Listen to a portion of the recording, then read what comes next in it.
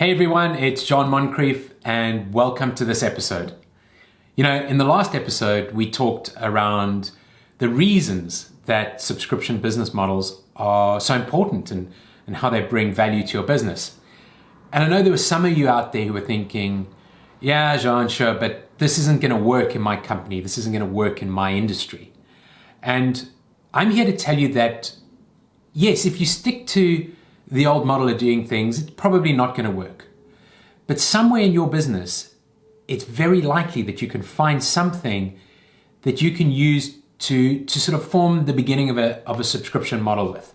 And to help you with that, I'm going to go through a number of different subscription models. We're not going to go into any great detail, but I'm going to talk about the model and I'm going to give you some examples from that model.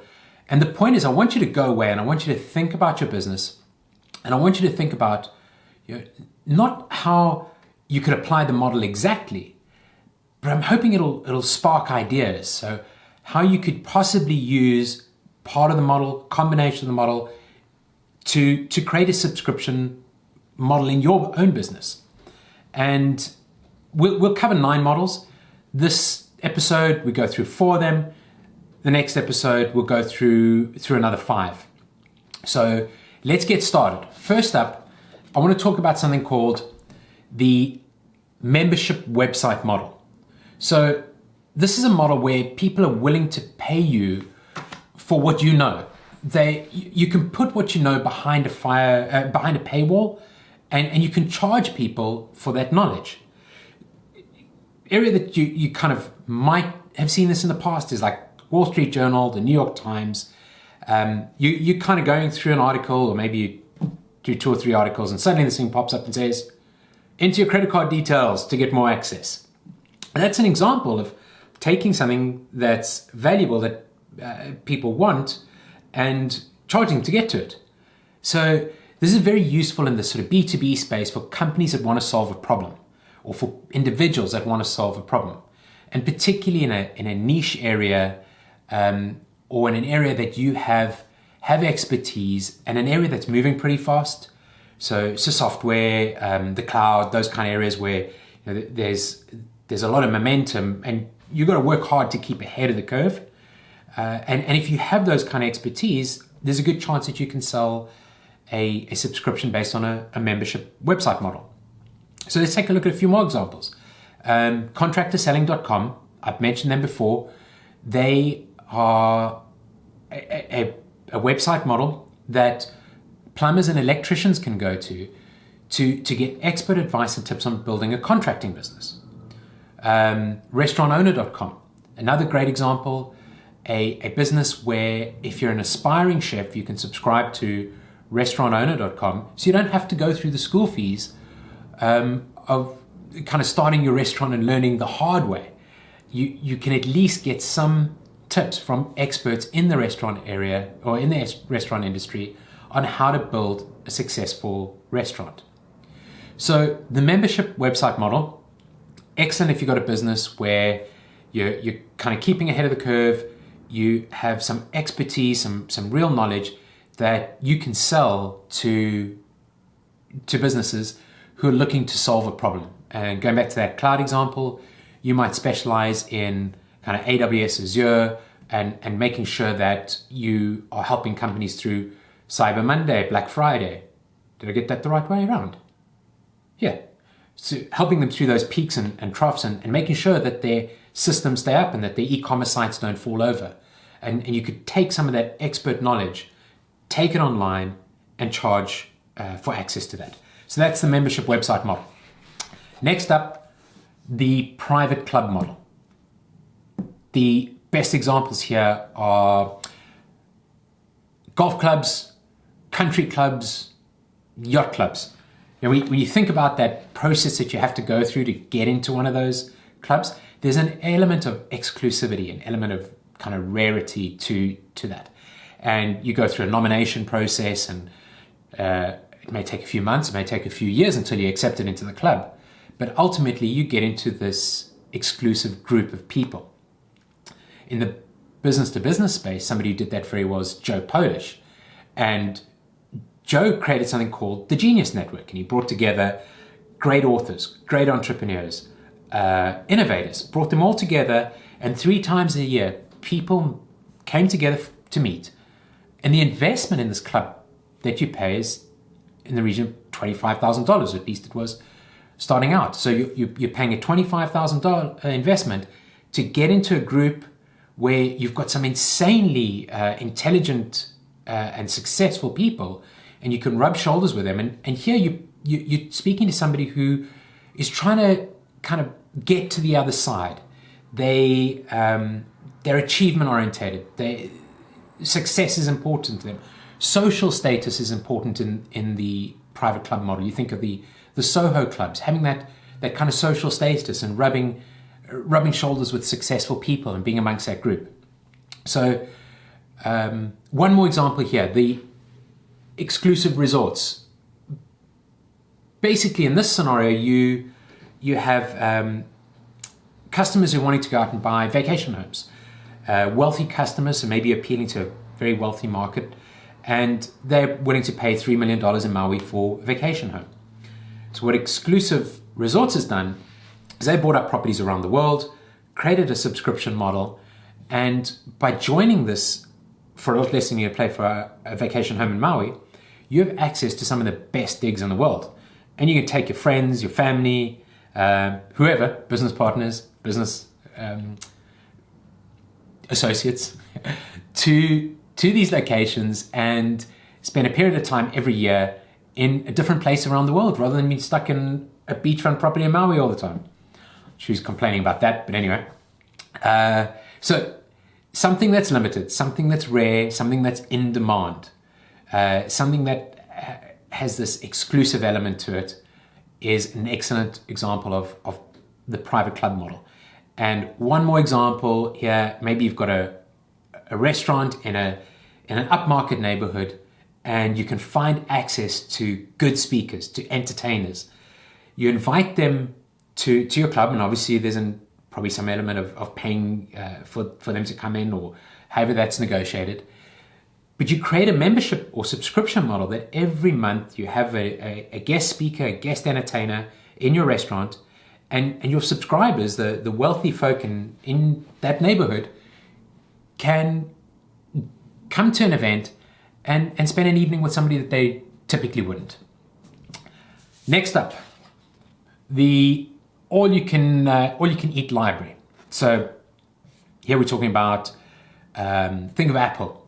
So Apple went out, they completely disrupted the music industry, and what they did was they allowed people to buy tracks instead of having to buy the whole album. But then along comes Spotify and says, hang on, we got this huge library, and we'll give you access to this for a monthly fee, a small monthly fee of $7, $8, $9, $10. I don't know what it is at the moment. It just comes off my card, and I don't even think about it. So we'll give you access to more music than you can ever listen to in a lifetime. Netflix, same story. We'll give you access to more movies and episodes than any teenager can sit on the couch and watch in a lifetime. So it's basically this vast library of information that you're renting out. And Spotify did that with music. Ancestry.com has done that successfully with people who want to find out and trace back their family tree. So they brought up information that can help people to figure out where they came from. Lynda.com, they online training and basically gave people the ability to subscribe to a service where they could go online and learn about making videos, learn about business things, learn about website design, all those good things. And obviously, they ultimately exited for a tidy sum of money. So the thing is that this doesn't have to be the kind of domain of well-funded startups or media moguls. Basically, if you've got or have the wherewithal to create a library of evergreen content, and perhaps you have a very niche area, maybe you have access to a whole lot of artists who are able to teach people certain techniques, and you can build up a library in that niche of training around specific techniques and from different artists and feature an artist. So maybe you're not paying as much, but by featuring that artist and taking the whole model to the next level where they could sell their products online, you're building up an all-you-can-eat kind of model in your business. So again, if you're an artist and you're thinking, this would never work in my industry or my business, you may have access to a number of different artists, and there probably are people out there who want to learn a brushstroke or technique or whatever. You can work with those artists to create a library of material that's available through a subscription model. Last one for today, the front of line model. So the front of line model, let me take you on a story, a little journey on this one. So you decide to take your family away to Disney World for a vacation, and you basically kind of head off to the airport. You get to the airport, and because you have a credit card that has some status, you get to check in on the business queue. So you jump the line and you check in on business class, and although you're flying coach or economy, off you go, and your family gets on the plane first, and you're settled. When you land, you go to your car rental company, and you have some status with them or part of a membership program, and you get to the front of the queue, and you pick up your vehicle, and off you go while everybody else is standing in line. You get to the hotel, you know the drill. You go to the front, you got a card, you get to the front of the queue, and through points or paid, you get into a room quicker, and possibly you even get an upgrade.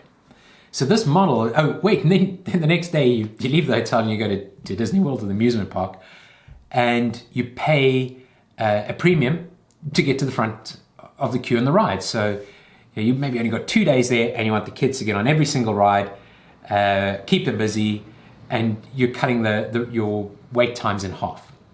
So this whole model is about how you help, or how you take your customers and you say, is there something in my business that a customer will pay to get to the front of the queue? Software business did really well with this. They introduced different levels of service. So there are those customers who are quite happy to drop an email, wait for the email response to come back. And then there's those customers who have a mission critical system. And if that system falls over, there's some serious consequences. They want to get on a phone and they want to go, hey, human, here's the problem. And according to my contract, it's sorted out in 2 hours. So Salesforce, HubSpot, all of them have different levels based on where you're at and what you want, and where you kind of want to be in the queue. So the front of line, let's summarize some of those. Think about, would a customer pay more to get to the front of the queue for your service? So some of the things we're thinking about here is like customers who don't want to stand in line and are willing to pay a premium not to queue up. The examples that we used of amusement parks and those sort of things are a good example of customers who are quite happy to pay to move to the front of the queue. And I think events and conferences lean themselves towards this premium seating of those events. Get to the front of the queue to speak to some of the speakers, to meet the speakers. Another one is where could be a catastrophic kind of result if something falls over. So businesses who rely on software or support around software systems are more likely to pay a premium to know and have the peace of mind that you're there to answer the phone if something goes wrong. And then if a service is particularly complex, or a product is particularly complex, or you're using a piece of software where you need to get an automation working or workflow out, and you're paying extra so that you have somebody on the other end of a phone that you can phone up and say, I need to get this out, I've got stuck here, help me get it working. So next week, we're going to cover another 5 models. Keep in mind, I don't want you to think about how this is going to fit exactly into your business. I want you to think about what you can take from what I'm talking about and how you may be able to mix them together, or you may be able to find a part of your business, a small part of your business, where you can test one of these models or a variation of it. If these 4 don't fit, make sure to subscribe. The button will come up just now, subscribe. And next week we'll go through another 5. But by subscribing to the channel, when you set on your entrepreneurial journey, you have this dream of freedom. The freedom to work with the people you want to work with, the freedom to kind of work to your own schedule, to your own drumbeat, this freedom to work from wherever you want to work. And what I want to do is help you achieve that dream of freedom. I want to help you to create a business that is valuable and a business that thrives whether you're there or not. So subscribe to the channel. Next week we'll cover another 5 models. And until then, see you next week.